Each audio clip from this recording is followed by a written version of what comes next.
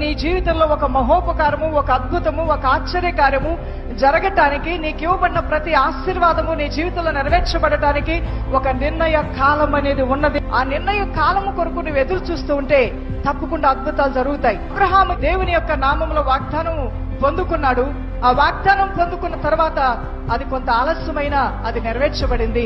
యోసేపు దేవుని వాగ్దానముల మీద నమ్మకం ఉంచి ఆయన వినయ భయభక్తులు కలిగి జైల్లో ఉన్న, అమ్మబడిన, అబద్ధ సాక్ష్యం చేత అందరూ తన గురించి చెడ్డగా మాట్లాడుతున్నా ప్రార్థిస్తూ ముందుకు వెళ్ళాడు. దేవుని బిడ్డలారా, ఆ దేవాతి దేవుడు యోసేపుకి ఇచ్చినటువంటి వాగ్దానాలన్నీ నెరవేర్చబడే ఆ సమయం వచ్చేంత వరకు తన జీవితంలో భక్తిని కాపాడుకుంటూ వెళ్ళినటువంటి ఈ భక్తికి కలిగిన ప్రతిఫలం ఎంత అద్భుతమైంది దైవజనమా.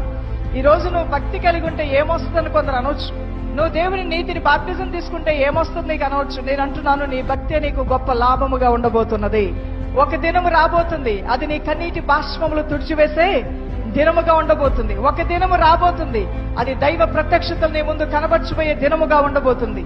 ఒక దినము రాబోతుంది, నీ ప్రార్థన, నీ ఉపవాసములకు అది జవాబు పొందే రోజుగా ఉండబోతుంది. వాగ్దానం, మాట ఇచ్చిన వాడు నెరవేర్చేవాడు.